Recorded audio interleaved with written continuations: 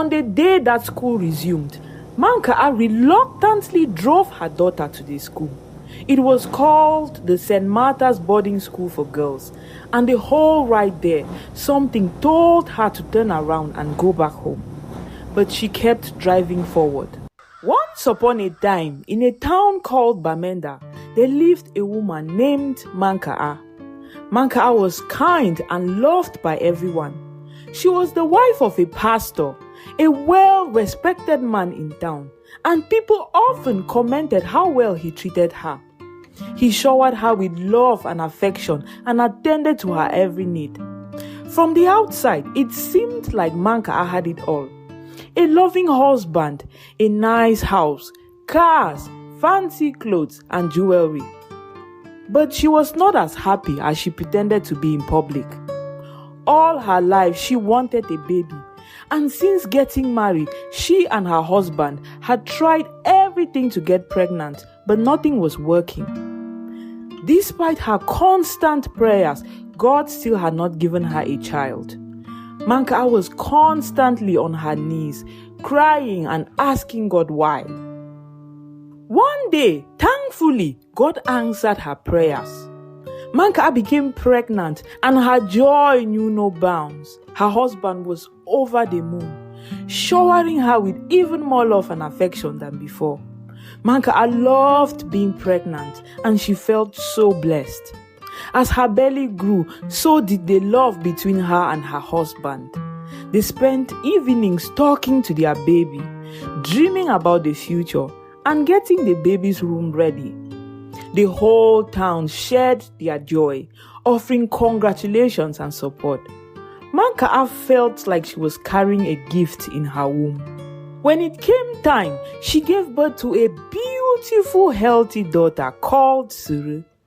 And from the moment Suru was born, Manka'a and her husband showered the baby with love and care. Manka'a made sure that Suru had everything she needed to be happy. Their home was filled with laughter and joy as Suru grew. Manka'a loved being a mother just as much as she loved being pregnant. She loved watching her daughter's eyes light up with curiosity and delight. She spent hours with Suru, reading her stories and singing lullabies. Her husband too adored their little girl, often cradling her in his arms and whispering sweet words to her. They celebrated every milestone, from Suru's first smile to her first steps to her first words. Manka'a grew very attached to her daughter as she got older. They spent every moment together, and when her daughter went to school in the mornings, Manka'a would hang around the school compound, waiting for closing time so that she could see her daughter again. She felt a constant ache in her heart whenever they were apart, always worried about her daughter's well-being. Manka'a took Suru everywhere she went. Their bond was so strong that Manka'a's husband often joked that it was as if one would die without the other. Manka'a's love for Suru was so powerful that she could not bear the thought of anything happening to her precious daughter. She certainly did not trust anyone in this world with her daughter. Which is why when Suru turned 12 years old and it was time for her to go away to a boarding school in the neighboring town, Manka'a really struggled. The school, run by Reverend sisters, was the best in the region. And while Manka'a hated the thought of being apart from her daughter for months at a time, she also knew that a good education was crucial for her daughter's future, and she wanted only the best for Suru. Manka'a and her husband talked about it for months, and Manka'a cried when she finally made the difficult decision to enroll Suru at the school. On the day that school resumed, Manka'a reluctantly drove her daughter to the school. It was called the St. Martha's Boarding School for Girls, and the whole ride there, something told her to turn around and go back home. But she kept driving forward.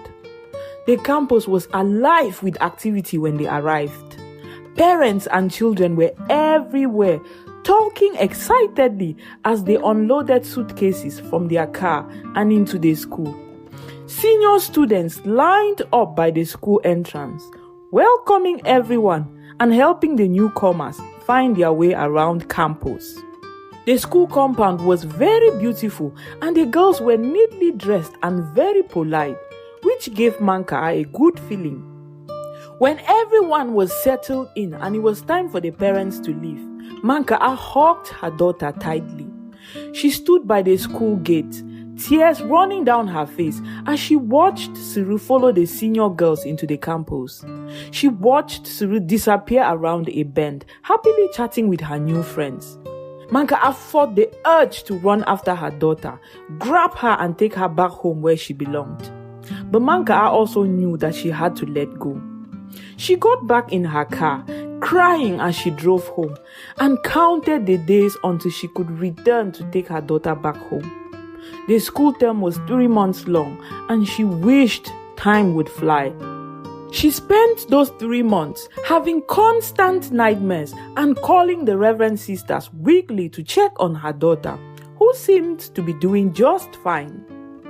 3 months later, on closing day, Manka'a was the first parent to arrive at the school.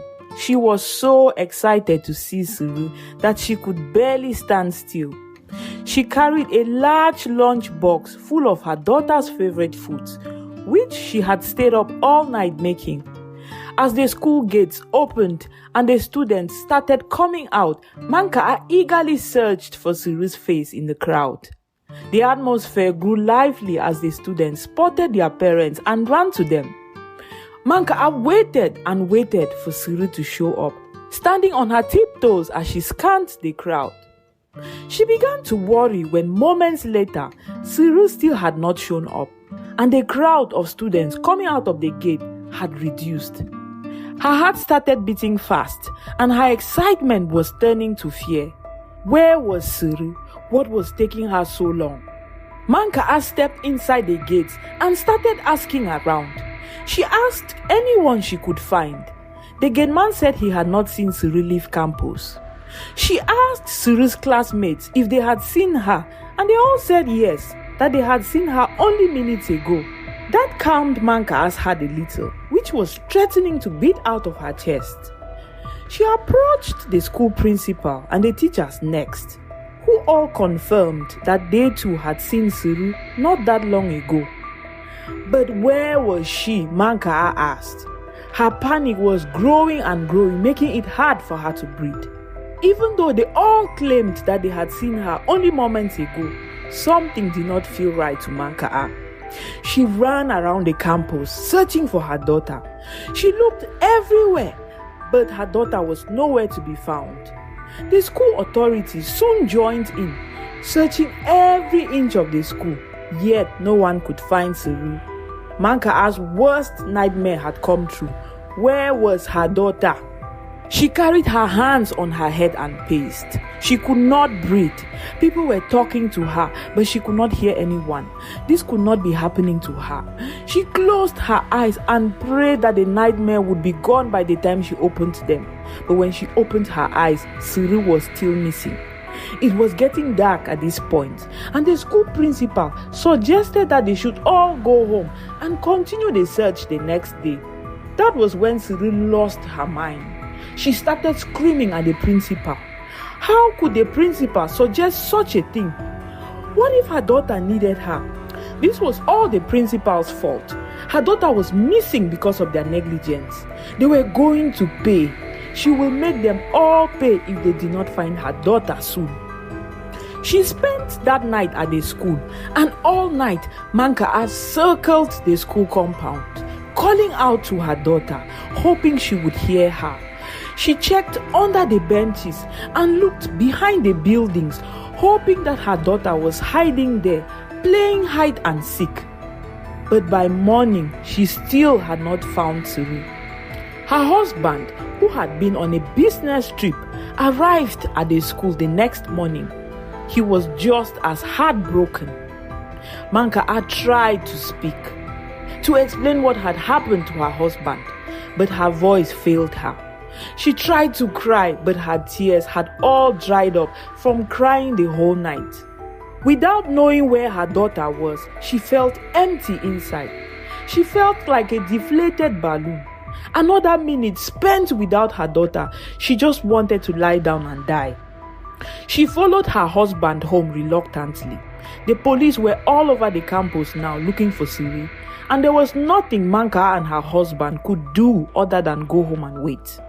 Manka'a prayed that it was all just a nightmare. But it was no nightmare. One day turned into 2, then a week, and still no sign of Siri. Manka'a and her husband called in every favor they had and used every service at their disposal, but Siri was still nowhere to be found. She had simply vanished. There was no trace, no clue, nothing, and it made no sense. How did a 12-year-old girl disappear without anyone seeing her? Everyone was puzzled. After a month of searching, the pain became unbearable for Manka'a. Not knowing where her daughter was or if she was okay was the worst punishment to a mother. 1 month turned into 2, then a year, and she lost all hope. With each day that passed, she lost the will to live. Her husband did everything to keep her spirits up, but she no longer felt connected to the world like she did when she had her daughter. She stopped eating and taking care of herself, and eventually she fell ill. One day she simply died from heartbreak, unable to live in a world without her daughter. Her family and the people of the town mourned her deeply, hoping that her soul would go to heaven. And to ensure it, they buried her in her favorite shoes, a pair of pointy red high heels her daughter had picked out for her as a birthday gift. But Manka'a's soul did not go to heaven like her family and the people of the town had hoped. She did not go to hell either. Instead, her ghost roamed the hallways of her daughter's old school endlessly with one goal in mind: find Siri, find my daughter. Every night, her ghost would wander out of the darkness and circle the school campus like she did that first day her daughter went missing, lifting objects and dropping them, checking under benches and peeking behind buildings. At midnight on the dot, feeling frustrated about not being able to find her daughter, she would walk into the girls' dormitories, stopping by each girl's bed to check if the girl sleeping there was Siri. She lingered in Siri's old dormitory, spending longer by the bed her daughter once slept in, touching the girl's face who now slept there, whispering her name, and then sighing with disappointment when the girl did not answer. And then she would walk out, only to return the next day. The students of St. Martha's, of course, did not know this story I just told you. They had no idea who Manka'a was or what her backstory was. All they knew was that there was a ghost haunting their school, and they called it Crush Crush because of the sound the ghost's shoes made when it walked into their dormitory. They never saw the ghost's face or figure. They only saw blood-red high heels walking up and down the dormitory without feet in them. The girls were terrified of the ghost, and it had even become the norm that everyone was to be asleep before midnight just to avoid hearing the ghosts. Complaints had been made to the teachers and parents, some students begging to be sent to another school, but no one believed them. The grown-ups all thought that they were imagining things. One girl in particular, called Lu. Take note of this girl I just mentioned, because she is the one who will help us figure out what happened to Siri, the missing girl. Lu was occupying the bed that used to belong to Siri, and because of this, she felt more haunted by the ghost than anyone else at the school. While the ghost would only briefly visit the other girls' beds, it lingered by Lum's bed for minutes, sometimes up to an hour, touching her and whispering to her. This made Lum very uncomfortable, and it kept her from sleeping at night. She wanted it to stop. She desperately wanted the ghost to stop touching her and whispering to her. So one day, Lum gathered 2 of her friends and they all decided to talk to the ghost. The plan was to ask the ghost what it wanted and find a way to appease it, hoping it would stop haunting their school and making their lives miserable. One night, Lum and her 2 friends waited up until midnight when everyone else was asleep. They were scared out of their minds because none of them had any experience dealing with ghosts, but they were desperate enough to try. The ghost's nightly visits were driving them crazy. Actually, Lum knew exactly what she was doing. She had a unique background that none of her friends knew about. Her father was a Catholic priest and an exorcist, but no one knew this because priests were not supposed to have children. Surprisingly, Lum had a good relationship with her father. They met up in secret regularly, and he had taught her many things, including how to contact spirits. When Crush walked into the dormitory that night, Lum emerged cautiously from the shadows and said, "Hello," loud enough for the ghost to hear her, or at least she hoped it would hear her. She had learned many things from her father, but had never actually tried any. This was her first time contacting a spirit. Truth be told, she was not really interested in the spirit world. The only reason she learned was because her dad loved that kind of stuff, and she wanted to spend more time with him. She never really took any of it seriously until now. Luke was surprised when the ghost's heels stopped moving at the sound of her voice. She saw the red blood high heels stop and turn, then started walking hesitantly toward her. Her heart pounded as they approached. Maybe she should not have done this. What if the ghost killed her and her friends? Thinking of her friends, she turned around and found out that her friends had all abandoned her at the sight of Crush and were now hiding under a bed nearby. Manka'a's ghost was shocked when it heard the little girl say hello to her. She had not spoken or been spoken to since she died. It was like her ears had stopped working after her death, and yet she could hear this little girl clearly. The girl seemed to be roughly her daughter's age. All Manka'a remembered about being dead was walking around endlessly, feeling lost and hurt the more time that passed without finding her daughter. Her brain was so foggy that nothing but the desperation to find her daughter could break through. That is until this little girl spoke to her. Manka'a walked curiously toward the girl, stopping a few steps away to observe her. It was not until she was close that she realized that it was the girl who now slept in her daughter's bed. She heard the girl introduce herself and ask what Manka'a was looking for. The girl was so polite and she offered to help Manka'a find what she was looking for. Manka'a was taken aback by the girl's kindness, and because of this, her memory started coming back. Manka'a suddenly remembered her daughter in full color, something she had not been able to do since she died. And the memories brought tears to her eyes. Unable to stop herself, she started to tell the little girl about Suru, starting from the day she was born. Lum listened to the ghost, and as the ghost spoke, something amazing happened. Her figure became visible, like something materializing out of smoke. Lum found herself no longer speaking to a pair of blood-red high heels, but to a full woman. The sight was both heartbreaking and frightening. The woman looked so frail and lost. Her makeup was smudged on her face and her eyes were sunken, and her lean figure made the pretty dress she wore seem too big for her. Lum immediately felt sorry for the woman.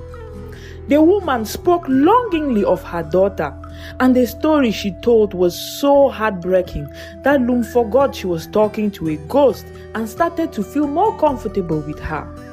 Lum could tell that the woman was in deep pain and that she just wanted to find her child, nothing more. The woman even apologized to Lum for disturbing her and her classmates. She had tears in her eyes as she spoke. "I will help you find her," Lum said after the woman was done talking.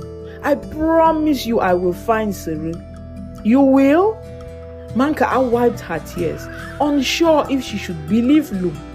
But Lum seemed like an honest person. "I promise, but I need you to stop coming to our dormitory, please, at least for now. It makes it so hard for us to sleep." Manka'a was hesitant at first. The thought of not constantly looking for her daughter scared her. What if she missed a chance to find Siri by not looking? What if today was the day that she was supposed to find her daughter? But the earnest look on Lum's face convinced her. Manka'a nodded and agreed to stay away from the dormitory for now. The two of them made a deal. Lum had 2 weeks to look for Siri, and Manka'a would stay away from the dormitory. They shook hands on it, and as Manka'a walked out of the dormitory, Lum stood there wondering what she had just gotten herself into. What had possessed her to promise such a thing? She had no idea if Siri was dead or alive, or how to find her. And she had just 2 weeks to do it. What had she done? Thanks for watching, and please like, subscribe and comment. And stay tuned for part 2 as Lum and her friends embark on a mission to find out what really happened to Siri. The moral lesson of this story is that we should always listen to our instincts. If your heart tells you not to do something or go somewhere, don't do it.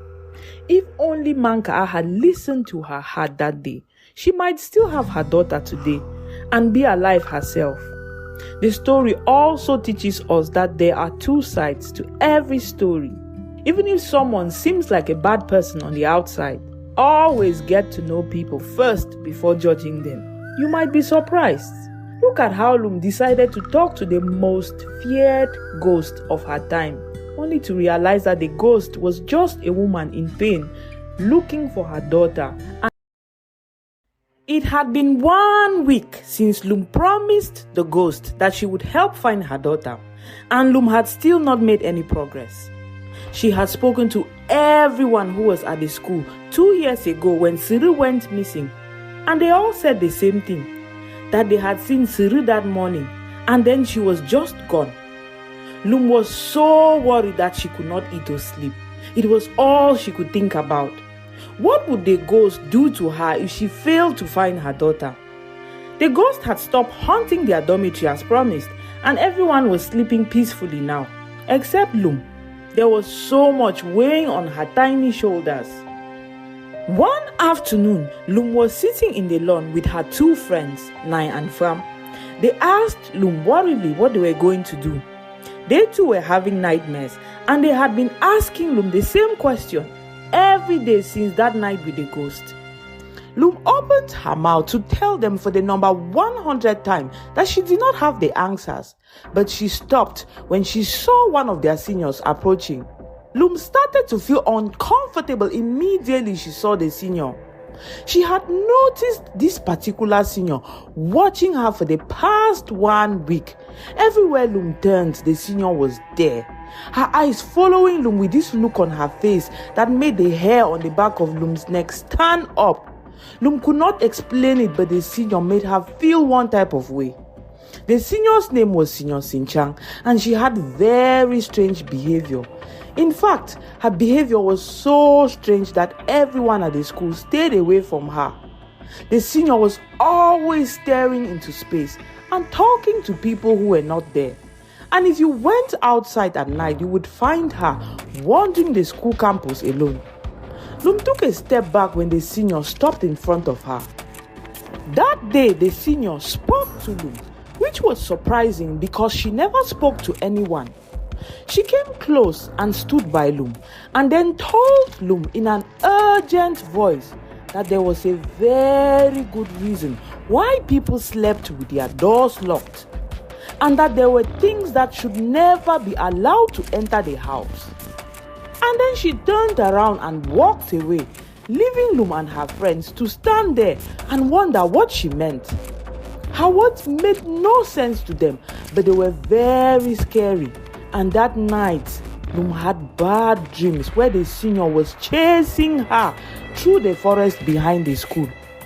Guys, before I continue this story, I want to tell you a little bit about this school and the Reverend sisters who ran it. It is important to the story. You will see why as I go.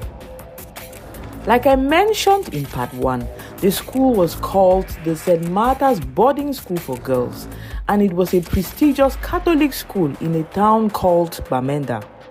Only rich people's children went there because the school fee was too expensive, and the principal was a reverend sister called Sister Grace.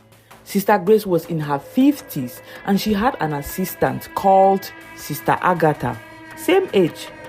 The two reverend sisters were very close, and they ran the school like a military camp. They lived in a convent next to the school, but the students complained that it felt as if the sisters never left the school campus. It was as if they lived on campus with the girls, and this was because everywhere the girls turned, it did not matter what hour of the day it was. Whether it was at night or during the day, the two reverend sisters were always there, watching them sternly from a distance, ready to discipline them for the slightest mistake. Some girls even joked that you could summon the reverend sisters just by thinking about them. Okay, back to the story now. A day after the encounter with a strange senior, Lum was on her way back from morning mass with the other students. The students usually walked in a single line to and from mass, and no student was allowed to leave the line. If you did, you would receive a caning and then dry clean all the classrooms in the school.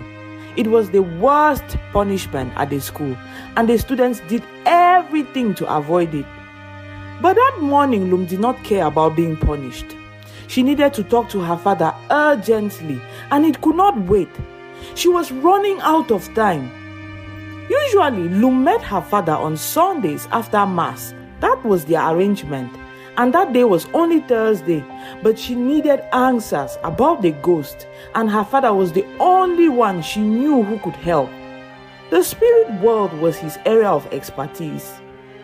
Lum quietly left the line and ran to the priest rest house where she knew her father would be. Her heart was beating fast with anticipation.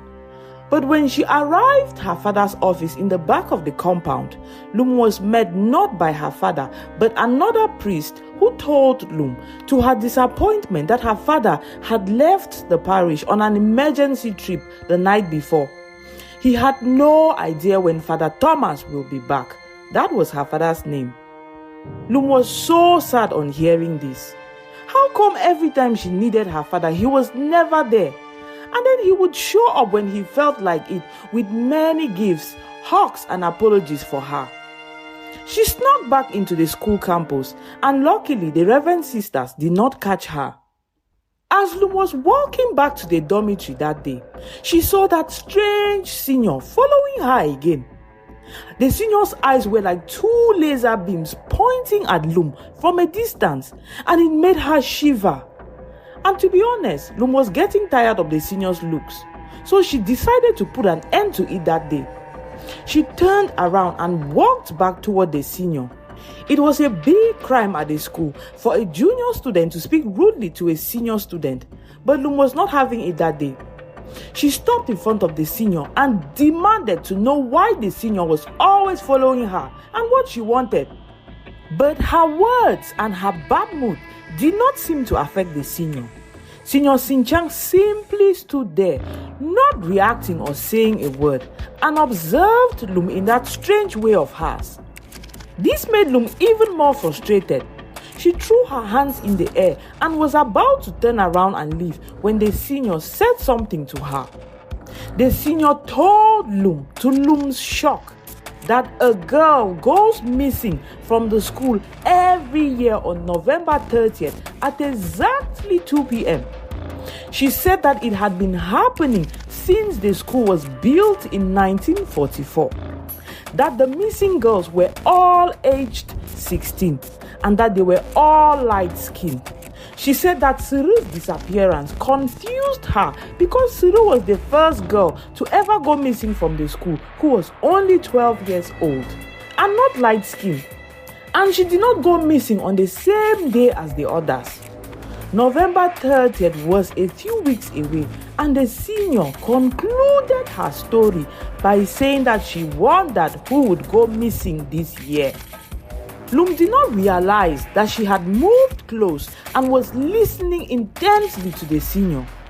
The things that were coming out of the senior's mouth were shocking and scary, and a part of Lum wanted to conclude that the senior was lying. But Lum just knew that she was not. It was the way the senior spoke, the way she said it, that made Lum believe her instantly. She asked the senior why she had not said anything sooner, and the senior simply said that Lum had not asked.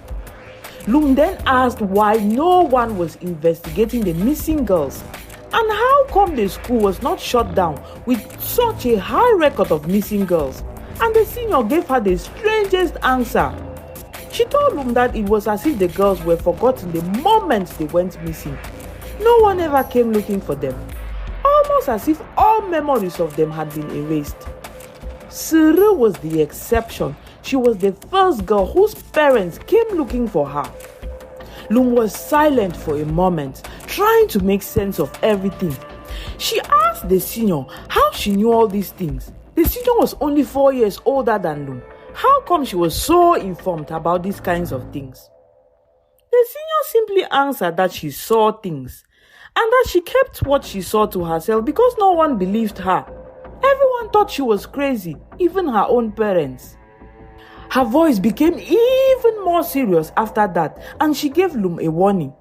She told Lum that Lum was in serious trouble if she did not find Suru before the 2 weeks were over. That the ghost would come back, and this time there would be no reasoning with the ghost. She said she had seen Lum talking to the ghost in her dream, and said Lum should never have done such a thing in the first place without guidance. Unfortunately, she could not help Lum because she did not know where Suru was, or whether Suru was dead or alive. She asked Lum to follow her, that she wanted to show Lum something, and Lum followed. Lum was still scared of the senior, especially after hearing everything, but she was hungry for more answers. The senior took Lum to the school library. It was a large room with books and books everywhere. There, the senior took Lum to a section where the school albums were kept, and showed Lum a shelf full of albums, old and new. She told Lum that she could find photos of every girl who ever attended the school there. She opened one of the new albums first and showed Lum a photo of Suru smiling happily at the camera. Suru was so tiny and innocent and cute in the photo that it made Lum smile sadly, wondering where she was, what had happened to her, and thought Suru deserved to be at home with her loving parents. In the photo, Suru was sitting between Sister Grace and Sister Agatha in what seemed to be the bench in the schoolyard, and both women had their hands placed protectively on Suru's shoulder. It seemed like an ordinary photo. The senior opened one of the old albums next and showed Lum a picture of another girl and said that this was the girl who went missing the year before Suru. And just like the senior had mentioned before, the girl in the photo was light-skinned and she seemed to be around 16 years old. In the photo, much like Suru, the girl was sitting between Sister Grace and Sister Agatha on the bench in the schoolyard, smiling brightly at the camera. Senior Sinchang turned the pages of the album and showed Suru more pictures of missing girls, and the more Suru looked at the pictures, the more she started to realize something.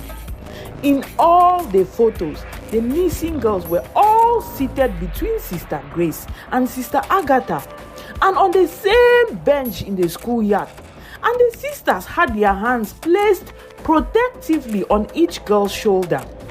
The way they were sitting and looking at the camera was the same in all the photos too, almost as if it had been rehearsed, as if each year the photographer or the ones being photographed tried to recreate the photo from the year before. The most disturbing thing Lum noticed was that the photos were all taken on November 30th. except in Cyril's case, which was taken on May 7th. What was even more disturbing was that Sister Grace and Sister Agatha did not show up in any of the other photos in the album, only the photos with the missing girls. Lum did not understand what she was looking at, but she knew it was bad. Lum was so lost in examining the albums back and forth that when she looked up, she realized that the senior had left and that it was dark outside. And from the way the school campus was quiet, it seemed everyone had gone to bed. Lum thought about going back to the dormitory and returning the next day to continue her investigation, but something told her to keep going. Turning her attention back to the albums, Lum discovered something even more shocking. According to what she was seeing in the photos in front of her, and according to what the school records said, it seemed Sister Grace and Sister Agatha had been running the school since it opened in 1944, which was impossible because the current year was 2019, and that would mean that the sisters have been running the school for almost 80 years. No one lived that long, especially seeing as the two sisters were already in their 50s in 1944.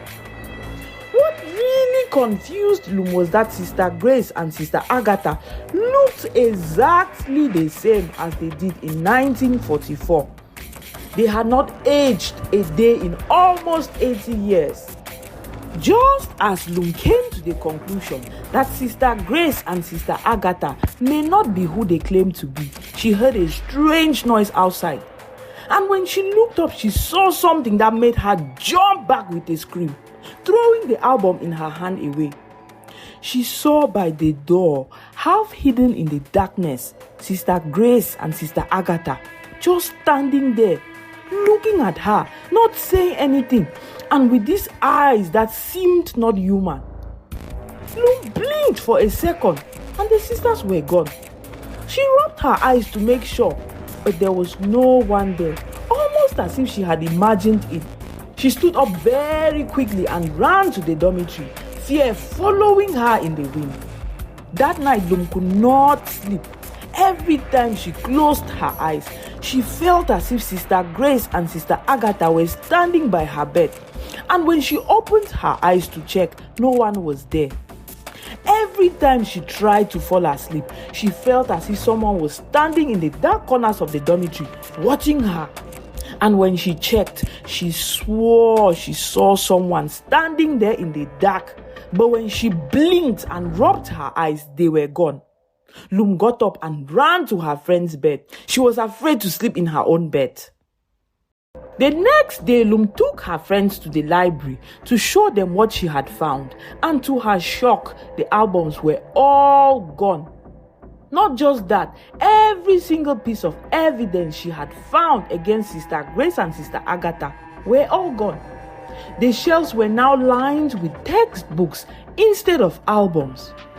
Confused, Lum ran around the library searching and thinking maybe she forgot where the albums were kept. But there was no trace of the albums anywhere. It was as if they never even existed. Lum could see the doubt on her friends' faces, and she tried desperately to explain to them that she was not making it up. She hoped they believed her. Lum became obsessed with Sister Grace and Sister Agatha after that. She found herself thinking of them constantly, secretly watching them, wondering who they really were, or rather what they were, how they managed not to age in almost 80 years, and how no one seemed to notice that there was something off about them. It was not normal. Lum really wished she could talk to her father. He would know more, but he was still not back from his trip. Time went by very quickly after that, and before Lum knew it, the 2 weeks she had promised the ghost were over.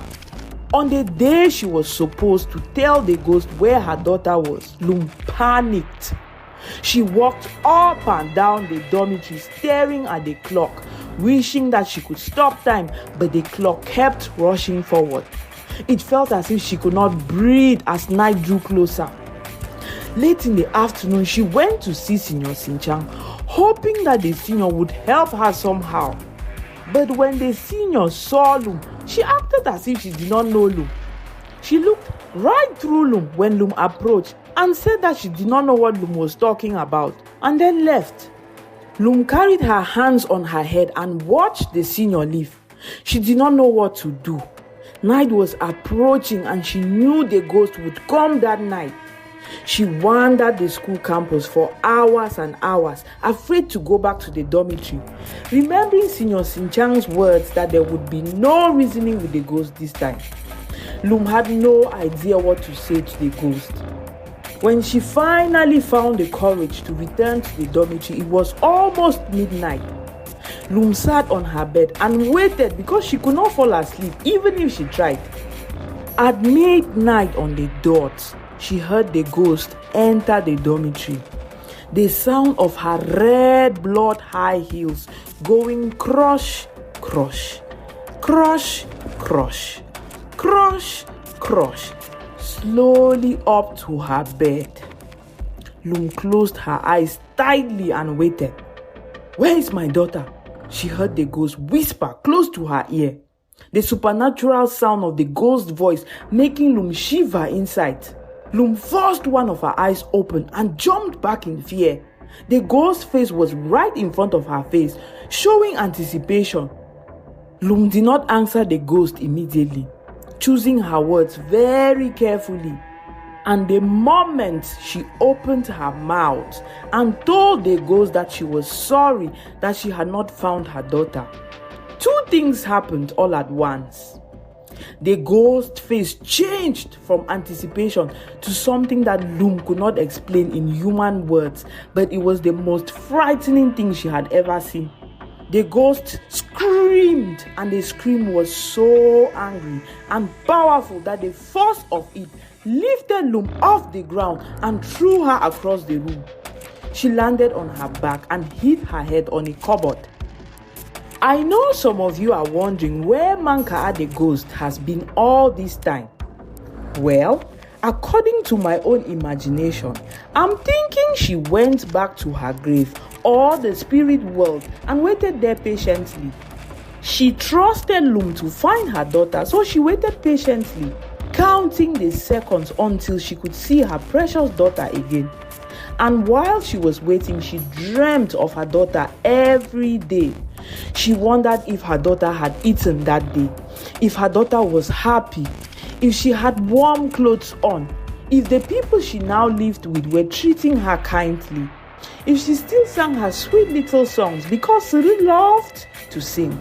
When the day finally came, Manka'a came out of the darkness filled with hope, eager to be with her daughter again. Only for her to come here today and hear this stupid, lying girl called Lum say that her patience and hope had been for nothing. Her daughter was still missing and Lum was a liar. She had trusted Lum with her whole dead heart, and all this time Lum had been lying to her. Manka'a was so angry. Lum was going to pay. She was going to make Lum pay. Her anger was so strong. The ghost scream woke up everyone in the dormitory, and the girls woke up to find their dormitory shaking and things falling off the walls. They screamed and ran to the door and tried to run out of the dormitory, but the ghost banged the door in their faces, locking everyone in. The room was filled with chaos and girls screaming. The ghost flew around the dormitory like a plastic paper bag in the wind, screaming, "Liar, liar, liar, liar," over and over again. She was looking for Lum, who was now hiding under a bed. She lifted things and threw them down, scratched the walls, pushed the beds around looking for Lum. When she finally found Lum, she laughed in a demonic way and dragged Lum out from under the bed where she was hiding and lifted her long fingers intending to end Lum. Lum closed her eyes and waited for the worst to happen, crying silently. She wanted to run to fight, but she could not. Her back was hurting so much from the fall. But before the ghost could do her any harm, the door suddenly burst open, scaring the ghost away. Loom looked up and saw Sister Grace and Sister Agatha standing by the door. The students immediately ran to the Reverend Sisters, screaming and crying. They told the sisters what had happened and that they were too scared to stay in the dormitory. But the sisters sternly told them to stop imagining things and go back to sleep. As the sisters left, Loom swore she saw Sister Grace looking at her one funny way, but she was not sure. The next couple of days were hell for the girls in the St. Mary's dormitory. Manka'a the ghost did not wait for midnight anymore to visit them. She came as soon as it was dark outside, and she screamed and ran around the dormitory, throwing things around. All night long, the sound of her heels could be heard going up and down the dormitory. Crush, crush, crush, crush, crush, crush. Slow at first, then fast, then slow, then fast, up and down, over and over again. There was no rest for the girls.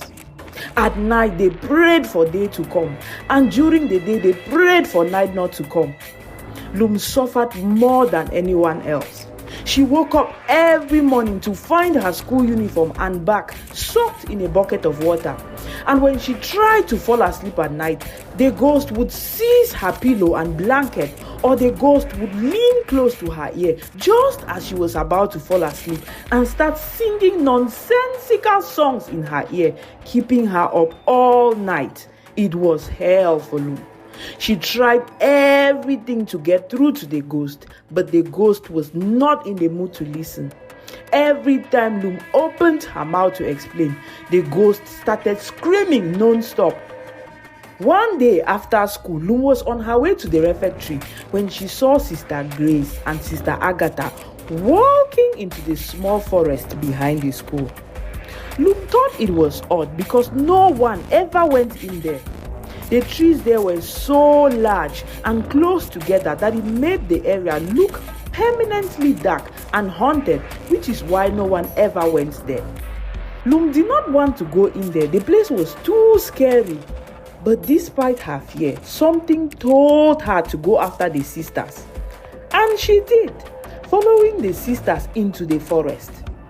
Ever since she saw those photos, she was convinced that the sisters were up to something.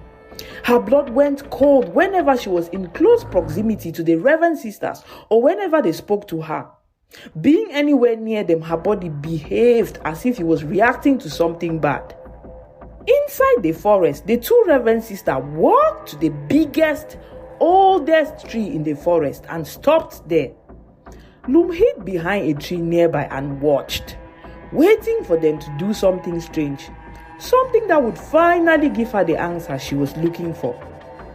But the two Reverend Sisters just stood there doing nothing, not talking to each other, not moving. For 1 hour straight, they just stood there. But from the look of things, it seemed like they were waiting for something or someone. The way they were constantly looking up at the tree and then down at their watches. Loom was not sure. She waited for so long that her stomach started to grumble from hunger. And a part of her considered going back to the school to eat, but she knew she had to see this through. Just when she thought she could not stand waiting any longer, the two women simply stopped waiting, turned around, and started walking back towards the campus. Loom was not sure what had just happened. She wanted to follow the Reverend Sisters back to the campus because it was the safe thing to do. But something told her to go to the tree. When she went to the tree and looked around, there was nothing special there. Just an old tree with an imposing presence. Loom was about to turn around and leave when she noticed something sticking out from under a bunch of fallen branches next to the tree. She went to check. There she found a red school bag and one single shoe carelessly hidden under the branches, as if the person had been in a rush. Loom picked up the items and went through the school bag, and what she found shocked her. She found books in the back, and they all had the name Ngwa Siri written on them. Lum stared at the things in her hand, her heart beating fast with hope. The bag belonged to the missing girl. But how? Siri had been missing for 2 years. How was it possible that her school bag was still intact? Especially seeing as it was left out here in the woods, not protected from the rain. Or maybe someone left it there recently. Lum took one last look around, holding the items tightly to her chest, and ran back to the school campus. That's it for part 2, guys. Please stay tuned for part 3 next week, Wednesday at 7 p.m, where we continue our search for the missing girl. We are getting closer. Who left the school bag and shoe under the tree? What were the Reverend sisters up to? Were they even Reverend sisters? Why do girls keep disappearing from the school? Why do they disappear in a particular manner? Who was taking them and why?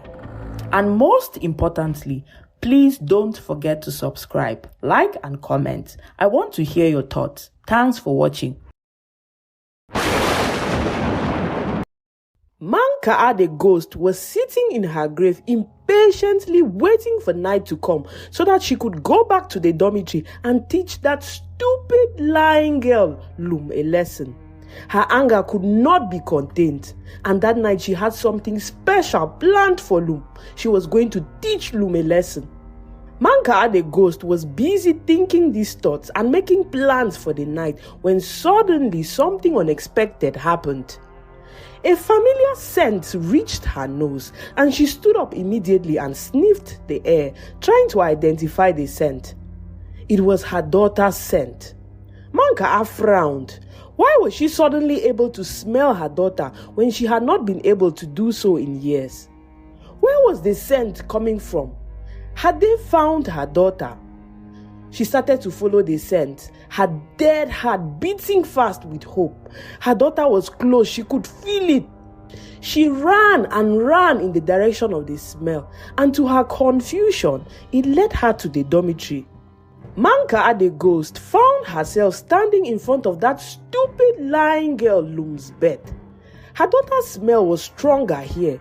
Manka'a looked around expectantly, hoping to see her daughter, but she was not there. She turned to Lum full of questions, but she stopped when she saw what Lum was holding in her hands, the source of her daughter's scent.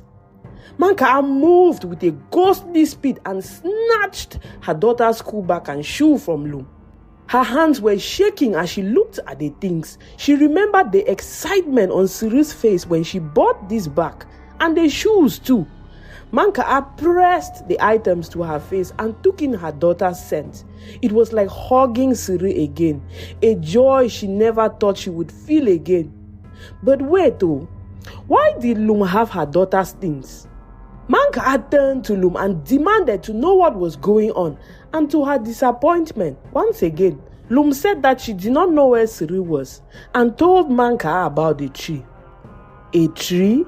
Manka'a was confused.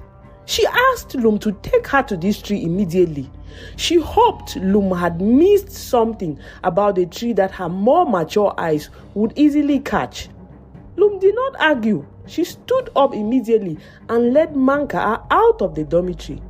It was completely dark outside as they crossed the campus and entered the scary forest behind the school.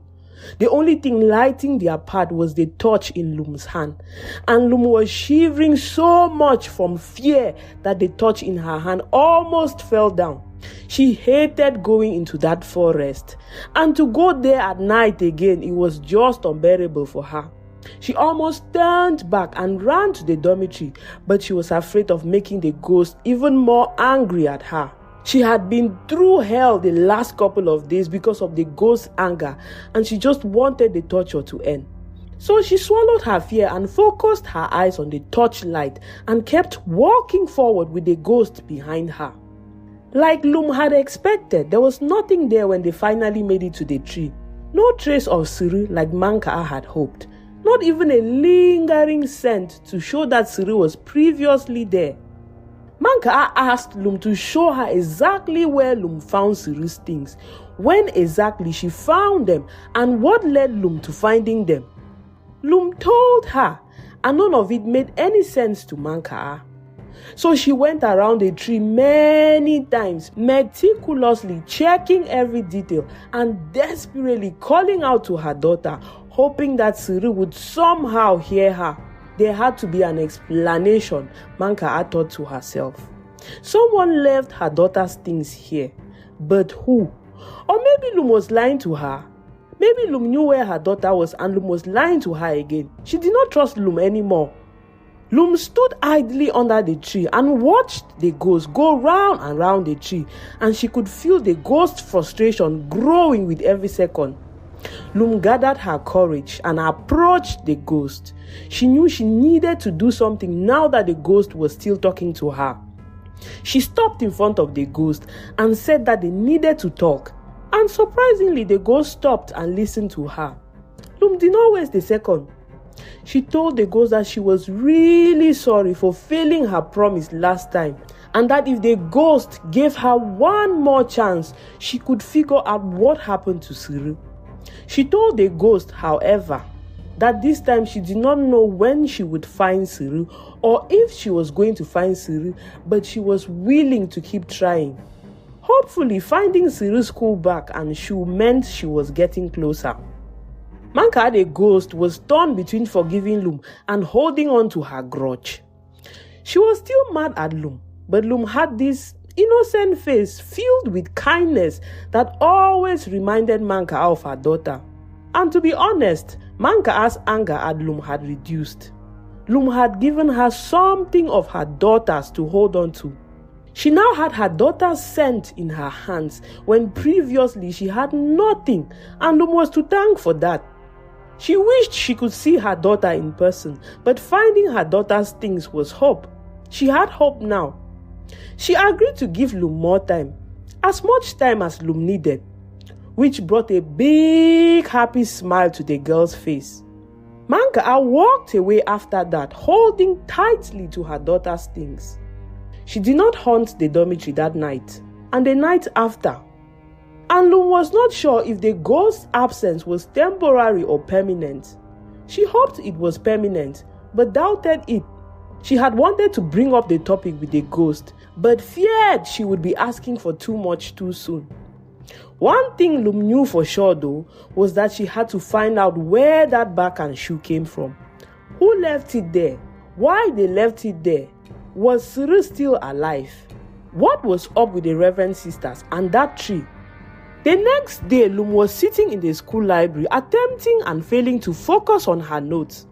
There was a test coming up, and she was so distracted that she could not cram anything. The library, being as quiet as it was, made her thoughts even more louder. Just as she was about to pack her books and return to the dormitory, someone sat down next to her, making Lum jump back in fear. But when Lum looked up, it was Senior Sinchang. Lum rolled her eyes in her mind on seeing the senior. What did she want this time? After ignoring Lum for days, acting like she did not know Lum and refusing to help. Lum impatiently asked the senior what the senior wanted. Words could not describe her frustration at the senior. But the reason Senior Sinchang was there that day was to warn Lum. She told Lum in a whisper so that other students in the library could not overhear them, that tomorrow was November 30th, the day a girl was expected to go missing at the school. That caught Lum's attention, and she turned to the senior with wide eyes. Lum had completely forgotten about November 30th with all the ghost drama, the missing girl drama, the suspicious Reverend Sister drama, and the her father still not back from his trip drama that was going on in her life. Senior Sinchang continued to say that if Lum wanted to see for herself what usually happens on November 30th at the school, that she should make sure to be in the forest behind the school at exactly 9 p.m. tomorrow. Something was going to happen in the forest tomorrow. She stood up after saying that and walked out of the library. Lum thought about the senior's words non-stop as she went about the rest of her day. She was both scared and eager for the next day to come. Was what the senior said about November 30th true? Who will be taken this year? Which girl were they planning to make disappear? She had goosebumps just thinking about it. The next day, Lum convinced her two friends to follow her into the forest behind the school, which was not easy to do because her friends were trying to stay out of anything supernatural, especially after the hellish last few days, suffering nightly torments from the ghost. But in the end, Lum convinced them, and at exactly 9 p.m. that night, the three of them quietly left the dormitory and walked across the campus to the forest. Lum's heart was pounding with both fear and anticipation, and her friends were all hiding behind her as they walked, jumping at every sound and movement in the darkness. Lum was not sure if she was imagining it or not, but as they entered the forest that night, she noticed something different about the forest. The 3 times she had been there before, the place was just scary, dark and quiet. But tonight, in addition to being scary, dark and quiet, the forest felt like it was alive. It was hard to explain the feeling, but it felt almost as if the forest was breathing in and out, as if the darkness was moving, as if the trees had eyes that were watching them as they entered, as if the forest was holding its breath, waiting for something to happen too. It was a strange feeling, and Lum could not really explain it with words, but she felt it. She tried not to think too much about it. Just as they entered the forest, they saw 3 people walking ahead of them. And like Lum and her friends, it seemed the 3 people ahead had also just arrived. Lum cautioned her friends immediately to hide, and they followed the 3 people quietly. Lum could not tell who they were as she could only see them from the back, but she could tell that they were all women, and it seemed 2 of them were forcing the 3rd woman to follow them.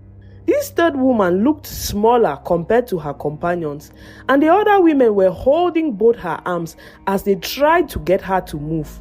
This 3rd person was stumbling as she walked, as if there was something wrong with her. And Lum was also not sure if her eyes were deceiving her or not, but she swore one of the women walked just like Sister Grace. As they followed the 3 people, one of Lum's friends suddenly stopped walking and said that she wanted to go back to the dormitory. She said that she did not feel good about being there or about following the 3 strangers. She had a very bad feeling in her stomach. Lum turned to her friend and told her friend firmly to stop complaining and acting like a baby. And her friend stopped complaining and reluctantly followed Lum. Just like Lum had suspected, the 3 people ahead of them walked to the big old tree and stopped there. And then something very strange happened. The strangest thing Lum had ever seen in her life. Even though, come to think of it, she had seen many strange things in recent weeks. What happened was, one of the women, the one holding the torch, walked right up to the tree, extended her hand and knocked at the tree 3 times. What followed the knock was even more shocking. Lum and her friends watched with their mouths wide open as the tree, after being knocked on, opened like a door, and the 3 women walked into the tree. Before they walked into the tree, one of the women turned around to check if anyone was following them, revealing her face. It was Sister Grace. One of Lum's friends, on seeing Sister Grace's face, almost screamed, but Lum quickly slapped her hand around her friend's mouth, stopping the sound from coming out. And then they remained very still and quiet and watched as the 3 women vanished into the tree. As soon as the 3 women were out of sight, Lum told her friends that she was going after the women. Her friends asked her if she had lost her mind and begged her not to go. But Lum had made up her mind. She asked her friends to return to the dormitory and then ran towards the tree, hoping that the door would still be open. But when she got there, it was not. The tree was back to being a normal tree. Lum thought for a moment and then raised her hand and knocked 3 times at the door like she had seen the others knock. And to her surprise, the door opened again. Lum walked through hesitantly. She was scared out of her mind, and a huge part of her knew she should not be doing what she was doing. But a gut feeling told her that the answers she was looking for were inside that tree. As Lum walked into the tree, the entrance was dark and as cold as ice, making her shiver strongly. But as soon as she walked through the door, she found herself standing in a big, lively beer parlor with loud music, flashing lights everywhere, and many people. Sister Grace and her 2 companions were nowhere to be found. All around Lum, men were laughing and drinking beer, and beautiful light-skinned girls dressed in indecent pink clothes were dancing provocatively on the tables before the men. Lum stared at the scene with her eyes wide open, as she had never been to such an immoral place in her life. If her mother found out that Lum set foot in such a place, Lum would be finished, even her father. But that was beside the point. How did she walk into a tree and end up in a beer parlor? Lum expected someone, an elder, to walk up to her and tell her to leave, or worse, harm her for being there. But no one in the bar even seemed to be paying her attention, or if they did not seem to care. Lum went further into the beer parlor, passing tables crowded with drunk, laughing men who were throwing money at the girls dancing on the table. She went past 5 tables and was about to walk past a 5th table when she noticed something out of the corner of her eye. There, in one of the corridors to the right, Lum saw Sister Grace and Sister Agatha talking to a big hairy man dressed in funny leather clothes and a police hat. Lum hid in a corner and watched them. The Reverend Sisters were negotiating with this man from the look of things. Still holding that girl they forcefully brought to the tree. After talking for what seemed like forever, they handed the girl over to the big hairy man, and it was then that Lum saw who the girl was. She recognized the girls as one of the seniors from her school, and the senior was light-skinned and looked like she could be 16 years old, just like Senior Sinchang had told Lum. This senior was dressed in a blue nightgown and her hair was messy, and she looked confused, like she was not fully awake, or like she did not even know where she was or what was happening. She did not resist when the big hairy man grabbed her by the arm and took her away.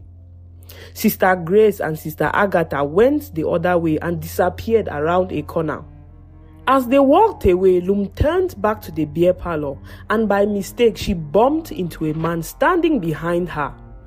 She quickly apologized to the man, but he gave her a nasty look and blew the smoke of his cigarette in her face. The smell was so strong that Lum started coughing uncontrollably, tears running down her face. She coughed so much that she thought she would die. But then someone touched her back and offered Lum a glass of water, which Lum drank greedily. When her chest was feeling a little bit better, she turned around to thank the person who gave her water and was shocked by who she saw standing in front of her. It was one of the beautiful girls serving beer at the bar. She was dressed in a pink skirt and blouse, and she looked exactly like Siri, the ghost's missing daughter.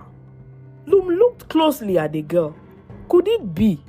She did not know Siri personally, but she had committed Siri's physical appearance to her memory from the photo she saw in the library that day. The girl in front of her looked older than in the photo, but Lum swore it was Siri. To make sure, Lum said Siri's name, and that was all the confirmation she needed because Siri's eyes went wide in shock. She asked Lum how Lum knew her name, and Lum told her that she was a student at St. Martha's. Lum was so excited she could not believe she was finally talking to Siri. After searching for so long, Lum excitedly told Siri that her mother was looking for her, certain that this was something Siri wanted to hear. But Siri's eyes immediately filled with tears at the mention of her mother's name. She seemed so sad all of a sudden, and she eagerly asked Lum how Lum knew her mother and how her mother was doing. Her eyes were shining with tears as she asked about her mother. She must miss her mother so much, Lum thought. Lum lied to Siri that her mother was doing okay. It did not feel like the right time to tell Siri that her mother was dead or all the other stuff that had happened. She told Siri that her mother was back at the school campus waiting for her and asked Siri to follow her back to the school campus so that the two of them could see her mother together. But Siri did not react with excitement to this information like Lum expected. Immediately, Lum suggested that they go back to the school campus. She saw fear enter Siri's eyes. Siri took a step back from Lum as if she was suddenly afraid to be seen with Lum and told Lum that she could not go with Lum. And when Lum asked why, saying that her mother was waiting for her, that they needed to hurry, Siri told her that no one was allowed to leave the beer parlor. That made no sense to Lum, and she asked Siri what Siri meant by no one was allowed to leave the beer parlor. And Siri reluctantly replied that they were all trapped there. She pointed at the other bar servers and the girls dancing on the tables and said that they were all trapped in the tree, trapped in the beer parlor, including herself, and that no one was allowed to leave. Something occurred to Lum in that moment as she listened to what Siri was saying. She had not realized it before, but looking at the girls dancing on the table now and the other girls serving drinks in the bar, Lum began to recognize some of them. She had not been paying attention before, but Lum recognized them from the album she saw in the school library that day. They were all older now, but she could tell it was them. Not all the missing girls were there, and some of them Lum did not recognize at all, but quite a number of the faces were familiar to her. Lum felt a strange feeling on realizing this. Something very serious, very sinister was going on here, and it gave her goosebumps. She asked Siri what this place was, and Siri said that she did not know. All she knew was that she would spend the rest of her life there, and that she could not leave, which made Lum all the more frightened. What was this place? Lum had so many questions for Siri, but it felt like they were wasting time standing there and talking. It was almost 11:30 p.m. and something was telling Lum that time was running out. There was a voice inside her head that had started whispering to her the moment she walked through the door in the tree, and the voice was telling her to leave the beer parlor before midnight, no matter what. Lum could not explain how she was hearing this voice, but it was getting louder and louder with every second she spent there, telling her to hurry up before it was too late. Lum thought about leaving. It was probably wise to listen to the voice in her head, but she knew she could not live without Siri. She did not come all this way for nothing. She had 30 minutes left, and she was going to use the time to convince Siri to come with her. Out of desperation, she grabbed Siri's hand and tried to drag Siri to the door, but Siri refused to move. Siri was terrified by the idea of leaving the beer parlor, and it showed. And she said that if she left, Papa would find her, bring her back, and then punish her for daring to leave. It was obvious that Siri wanted to leave from what Lum could see, but the thought of this Papa person finding her was so terrifying that she dared not even try. Just as Lum was about to ask who Papa was, that big hairy guy with the funny leather clothes and the police hat Lum had seen talking to Sister Grace and Sister Agatha in the corridor earlier appeared behind Siri and sternly asked Siri why she was chatting and not working. Siri was visibly terrified of the man, the way she shook in his presence, and she apologized to him many times and then hurried back to work. The big hairy man gave Lum a nasty look and left without saying a word. Lum stood there and watched Siri return to work with a sick feeling in her stomach. Siri should not be here. None of the girls deserved to be here. Lum turned around and started to leave because midnight was drawing closer. But she found that she could not leave. She simply could not leave Siri behind. Who knew if she would ever get a chance to enter the tree again? She had to find a way to convince Siri to come with her. Lum walked to the center of the beer parlor where the girls were dancing, intending to talk to one of the girls. From afar, it seemed like everyone in the bar was having fun. But if you looked closely, you could see the tension on the girls' shoulders as they danced and served the men drinks. Their faces were sad, their movements were reluctant, and they gave Siri these secret looks as if they were crying out for help. Lum was so lost in feeling sorry for these girls that she did not realize the time. She only realized that it was midnight when she heard the big clock on the wall strike midnight. She looked up in fear and then tried to run to the door, but it was too late. Immediately the clock struck midnight. Strange things started to happen in the beer parlor. The music grew louder, almost to a point where Lum's ears felt like they would explode. The men in the room laughed harder, drank more, and the girls on the table moved at a quicker rhythm. Everything was suddenly intensified, moving at a fast pace that was not human. Lum tried to go to the door, but the dance floor was suddenly crowded with people who were not there before, dancing fast and making it impossible for her to go anywhere. She was trapped between dancing bodies on the dance floor.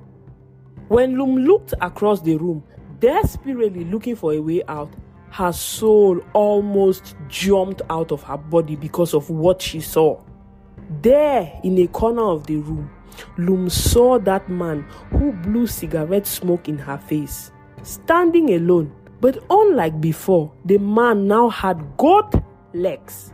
From the waist up, he was human, but from the waist down, he was a goat.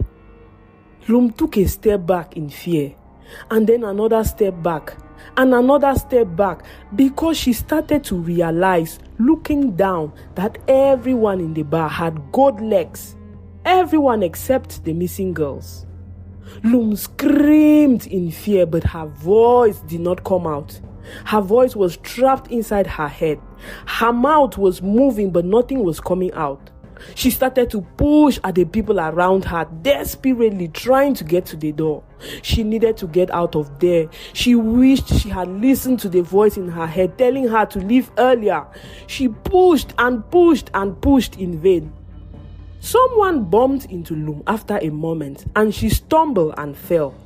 And immediately as she fell on the ground, a bizarre thing started to happen around her.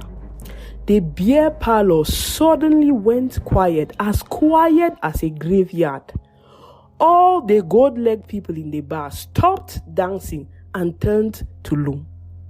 Lum watched in horror as they approached her, their faces blank.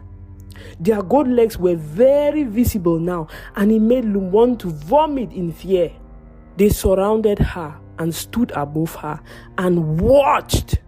Without saying a word, they just watched her. Their faces were blank at first, but then they started to smile down at her. And it was these weird, wicked smiles that reached all the way up to their hairlines. Sister Grace and Sister Agatha were among the faces. They said nothing. They did nothing. They just stood there and they watched Lum. Lum tried to get up and run, to crawl out of there if possible. But it was as if her body was no longer working. Her mind was working, and it gave her hands and feet instructions, but nothing was happening. She suddenly started to feel sleepy. It was as if the evil smiling faces of the goat people above her were making her sleepy. She tried to stay awake. She fought to stay awake. But no, the hands of sleep reached up from somewhere underground and they dragged her down into sleep. Just before Lum closed her eyes and surrendered to sleep, she saw Siri standing in a corner, crying. And what scared Lum was that Siri did not seem to be crying for herself. She was crying for Lum. That's it for part 3, guys. This was such a fun part to create, and I can't wait to see where the story goes in the next part. Thank you so much for watching, liking, commenting, and subscribing. And please stay tuned for part 4. Then one night, everything changed.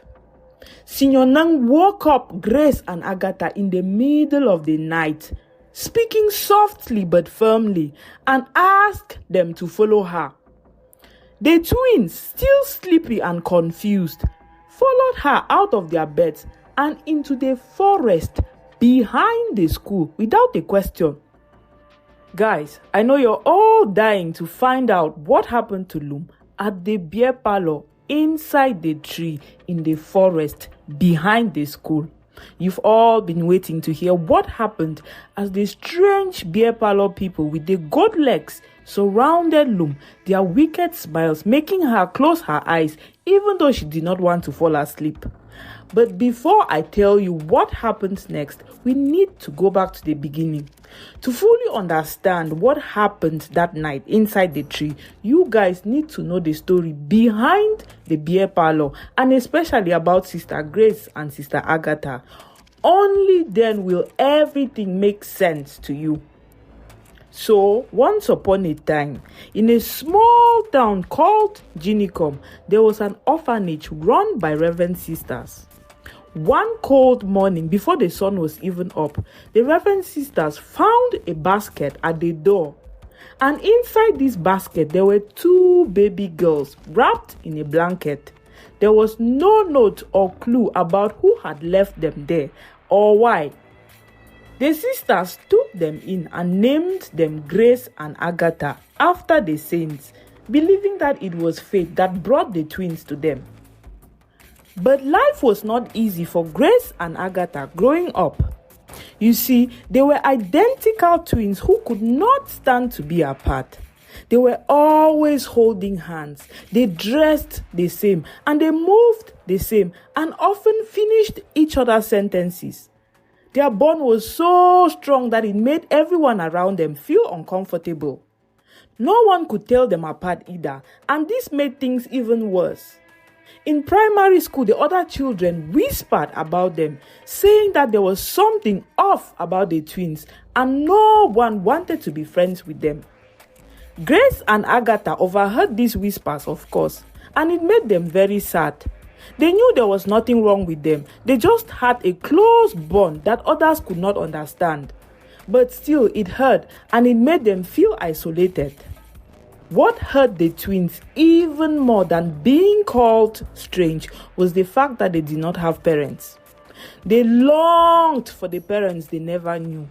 Every afternoon after school, they would stand and watch as the other children ran happily into their parents' arms, laughing and smiling as they were taken home. But Grace and Agatha had no one waiting for them. They would stand there holding hands, wondering what it felt like to have parents who loved you. Deep down, they believed that their parents left them because they were unlovable. This was one of the reasons why they stayed so close to each other, because they had only each other. Sometimes people came to the orphanage looking to adopt a child. They would walk through the halls looking at the children. But Grace and Agatha were always passed over. They were never chosen. Each time they hoped someone would pick them, but each time they were left behind. As the years went by, they started to believe that no one ever wanted them. When they turned 12 years old, the Reverend Sisters sent them to a nearby girls' boarding school, hoping it would give them new opportunities in life. And the twins went to the school with hope in their hearts, believing that maybe this place would be different.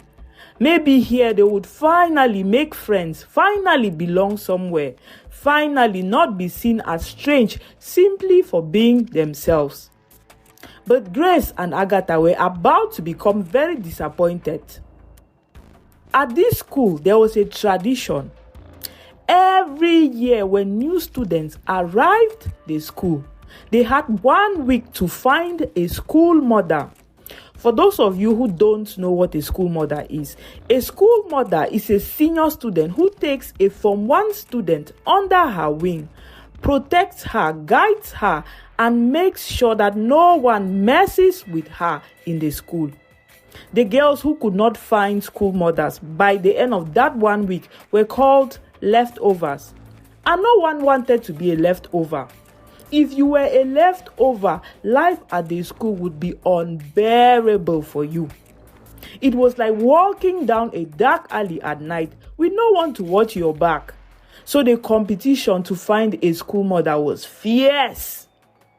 During this first week, the new students would dress in their best uniforms, nervously approaching senior students, asking them politely to be their school mother. Some lucky ones were accepted, and if you got accepted, the senior student would remove her school sweater with her name boldly written on it and give it to the school daughter to wear for the rest of the day as a sign that she was now taken. The sweater was not just a sign of acceptance, it was also a sign of protection, a badge that said, I belong to someone now, don't mess with me or my school mother will come for you. Grace and Agatha were so excited about this tradition. It was the most excited they had ever been in their lives because it meant they could finally have a mother, even if it was just a senior student at the school.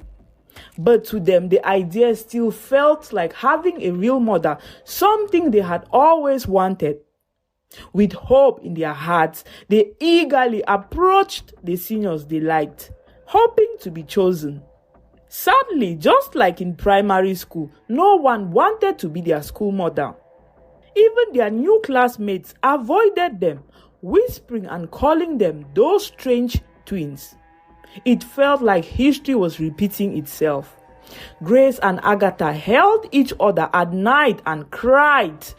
They had really hoped that people would treat them nicely at the school for once.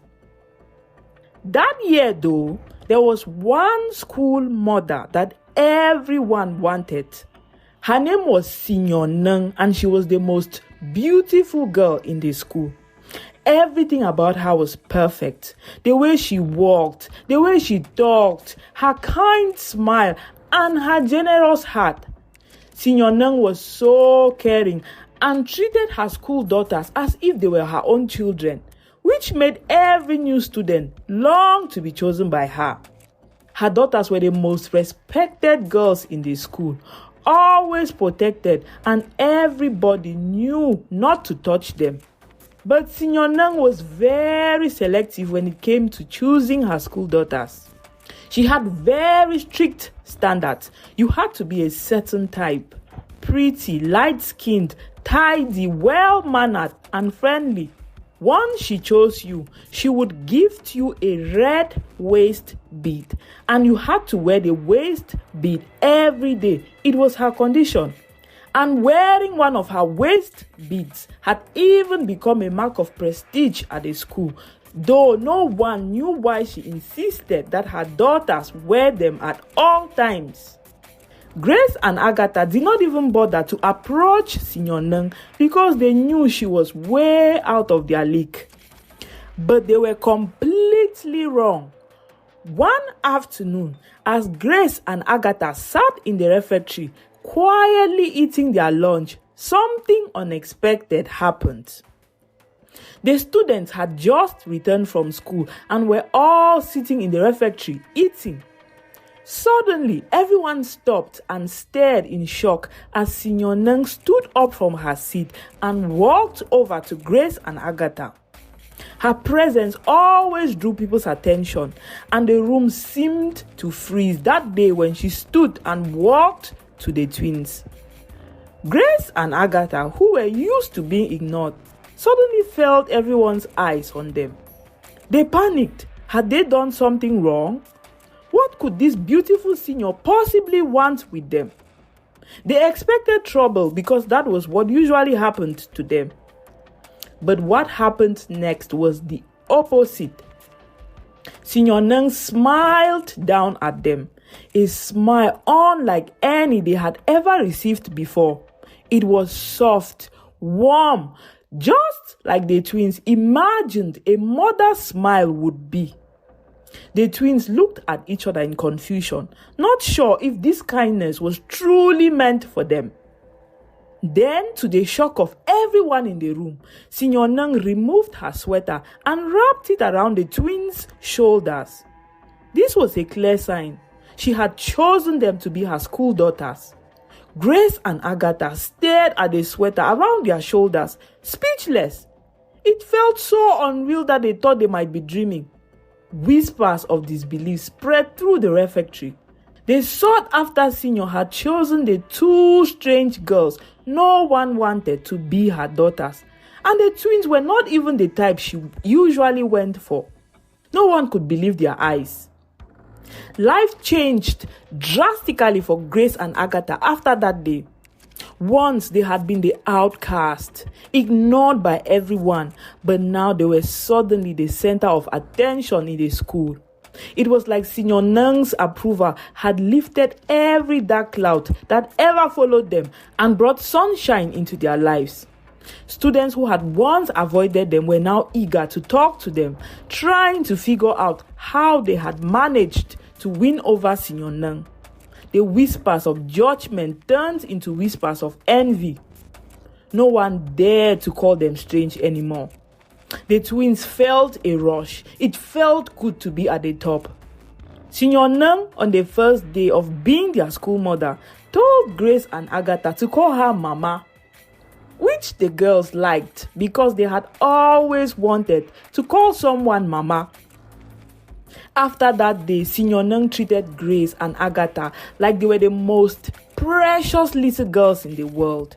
She spoiled them with gifts, all kinds of gifts, sweets and pretty things, because Senior Nung was also very rich and never ran out of things to give her daughters. But more than that, she cared for the twins in a way they had never experienced.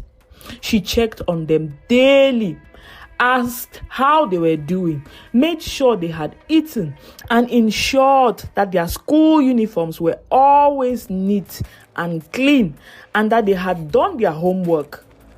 These small acts of kindness made Grace and Agatha feel something they had only ever dreamt of before. A sense of being loved, of belonging. For the first time in their lives, they felt like they mattered to someone, and that feeling was everything to them. To them, Senior Nung could do no wrong. But Grace and Agatha were wrong. What they did not know was that beneath Senior Nung's perfect exterior, there was a much darker side. Grace and Agatha were naive, and you could not even blame them because having never experienced a mother's love, or any kind of love for that matter, they did not know what real love looked like. They were so hungry for affection and attention that they would accept it in any form, even if it wasn't right. They were used to being treated badly, and Senior Nung was the first person who made them feel loved, felt safe, and they would have done anything to keep that feeling. So this is why when Senior Nung started asking the twins to do strange favors for her, Grace and Agatha did not question it or even realize that what she was asking them to do was questionable. It all began one afternoon when Senior Nung called the twins to her dormitory. In a corner, she secretly asked them to bring her a strand of hair from another student. And she instructed the twins how she wanted them to pull the strand of hair from the girl's head. She asked the twins to do it while the girl was bathing. It had to be while the girl was bathing. Without hesitation, Grace and Agatha obeyed, and they went and pulled the hair from the girl's head while she was bathing and brought it back to their perfect mother while the girl in the bathroom screamed in fear. Grace and Agatha said, "Here, Mama, the hair you asked for," giving Senior Nung the strand of hair. And Senior Nung said to them, "Thank you, my beautiful daughters." After that day, Senior Nung's request became even stranger. She would say things like, "Bring me that girl's favorite pen," or "Get me that girl's used pad." Then it got even worse. "Push that girl and make it look like an accident," or "Start a rumor that so-so stole something." The errands she sent the twins on grew more frequent and more unsettling. And in no time, everyone at the school was terrified of Grace and Agatha because they were becoming known for causing weird accidents. When asked about it, the twins would remain stubbornly silent because Mama had told them never to tell the truth. But to the school at large, Senior Nung was still the perfect school mother, even though everyone was terrified of her twin daughters. They still did not understand why the senior had taken them in instead of her usual well-behaved daughters. Then one night, everything changed. Senior Nung woke up Grace and Agatha in the middle of the night, speaking softly but firmly, and asked them to follow her. The twins, still sleepy and confused, followed her out of their beds and into the forest behind the school without a question. The trees there were tall, almost touching the sky, and the shadows looked like real people. Senior Nung took the girls deeper and deeper into the forest until they reached a giant tree at the center of the forest. Without saying a word, Senior Nung knocked on the tree's trunk, and to the girls' shock, the tree opened up, revealing a dark entrance. Fear almost finished the twins, but Senior Nung's voice was gentle. "Don't be scared," she whispered to them, gently rubbing their backs with her motherly touch. "You're with me, your mama. Remember, nothing can harm you in my presence." Inside, everything felt off. The place looked like a beer parlor, but something was very wrong. The air smelled rotten. People were everywhere, dancing and drinking and enjoying life. But the moment Grace, Agatha, and Senior Nung walked in, everything stopped. Everyone turned and looked at them, and that's when Grace and Agatha noticed something terrifying. These people were not normal. They all had goat legs, twisted and hairy, and they were smiling in a strange, creepy way. The girls screamed in fear and turned to their schoolmother for help. But what they saw next made them freeze. Senior Nung wasn't herself anymore. The kind and beautiful senior they knew was gone, and in her place stood an old woman, hunched over a walking stick, her legs twisted like the others. Even though she looked different, her voice was the same, just older. "This place is your home now." She reached out and touched the girls gently. "You are my daughters, and I've brought you home. You belong here with me." The twins did not fully understand what she meant. Their instincts told them to run as far away from there as possible, but they did not. Their loyalty to the senior was so strong that it kept their legs from moving. They found themselves instead following the senior deeper and deeper into the beer parlor. And as they went, Grace and Agatha started recognizing some of the people there. Senior Nung's other daughters were all there, And they were all dressed in short pink clothes and all looked strange and lifeless. All the people in the beer parlor, their goat legs twisted and wrong, had gathered and now stood around a wooden statue. Signor Nang led Grace and Agatha to the middle of the circle where the wooden statue stood. The wooden statue was half man, half goat, sitting on a throne surrounded by candles and incense. Weird things hung around it, making the air feel heavy and thick. The statue seemed to stare down at them like a king watching his subjects. Signor Nang, still an old, twisted woman, led Grace and Agatha to stand right before the statue. The group around them began humming in a low, unfamiliar sound. It wasn't a song, but something dark, more like a chant. The sound sent chills down the twin spines. Then one of the gold-legged women stepped forward and handed Signor Nang 2 white gowns. The gowns looked like wedding gowns, pure and pristine, completely out of place in the nightmare that was the beer parlor. Signor Nang gently dressed Grace and Agatha in the oversized wedding gowns, pulling veils over their heads and then placing bouquets of flowers in their tiny trembling hands. She was so gentle and smiled at them sweetly the whole time. Everything was happening so fast that the twins could not even process it. They were numb with confusion and fear. And Signor Nang's smile was like a sweet song, leading them somewhere they did not want to go, but they went anyways because the sound was too sweet to resist. Then a large man approached, one of the gold-legged people, his face hidden in the shadows, and lifted the twins up, then placed them on the statue's lap, one girl on each lap. Immediately the crowd started clapping happily, cheering and whooping with twisted joy. Even Signor Nang's other daughters clapped along, their faces no longer blank but filled with content, as if this was all perfectly normal. Grace and Agatha were lost and confused. Everything was happening too fast.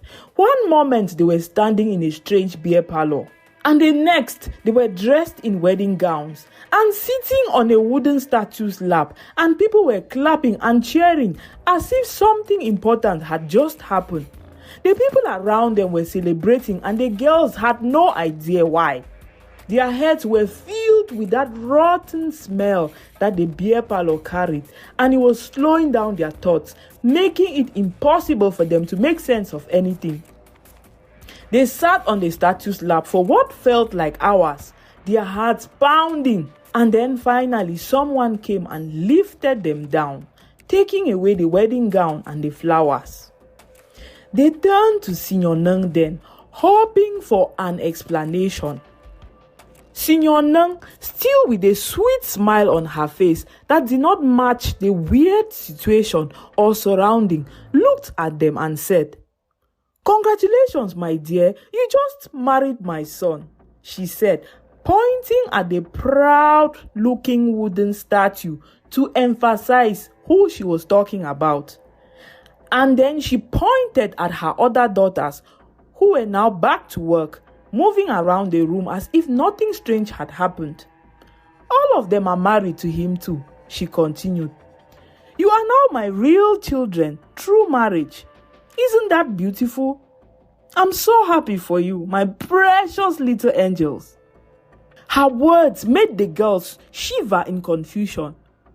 Married to a statue? To her son? They did not want that. They did not want any of it. Tears came to their eyes as they stood there in fear. They wanted to get out of there. The place did not feel right. But Signor Nang pulled them close, her embrace warm and comforting as usual. She whispered to them softly, "Don't be scared, my loves. There's nothing to worry about. Now that you're married to my son, you have everything you ever wanted. No one will ever bully you again. You will have a home and you will have me forever, your mother. Don't you want that? I know my son is a statue, but he's good, I promise. Her voice was so soothing, so convincing. And they're twins at that age, too naive to understand the full horror of what had just happened. Nodded slowly. They followed her back to the school, believing that Senior Neng, their mother, knew what was best for them and would never lead them astray. After that day, Senior Neng, who had returned to her young, beautiful self once they left the tree, began a nightly ritual. Every midnight, she came to the girls' dormitory, her footsteps silent as a whisper, and took Grace and Agatha back to the beer parlor. At first, their tasks were simple. They learned to serve drinks, moving quietly among the shadows. But then, as they grew older, their duties changed. They were taught how to dance on the tables and do other things. So guys, this is how Grace and Agatha got initiated into a secret cult by their school mother in a boarding school for girls, and how they naively, innocently married an idol and became the idol's loyal puppets without even knowing it. The wives of the beer parlor, or rather the brides of the statue, had one purpose, and it was to bring more brides to the wooden statue, feeding its insatiable hunger for new brides. The more wives the statue had, the stronger its power grew. In return, the wives were granted the ability to slow their aging, change their forms whenever they wanted, and live in endless enjoyment inside the beer parlor. Think of this enjoyment I've just mentioned as one endless fun night out with your friends. Imagine how good it would feel to have one fun night out go on and on forever without you ever having to worry about the stress of life.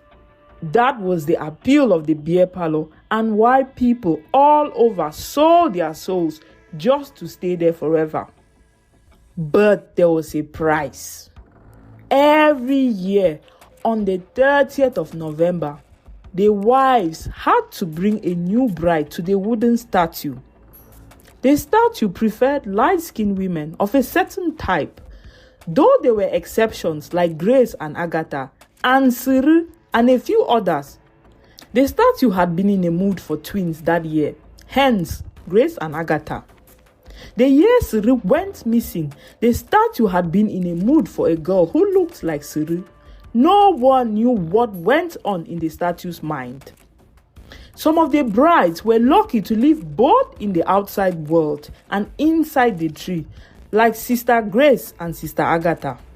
But the others, like Siri and many others, there was no escape.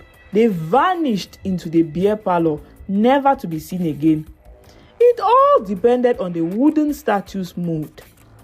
Grace and Agatha managed to finish school and became Reverend Sisters, taking over the very school where their fates had been sealed.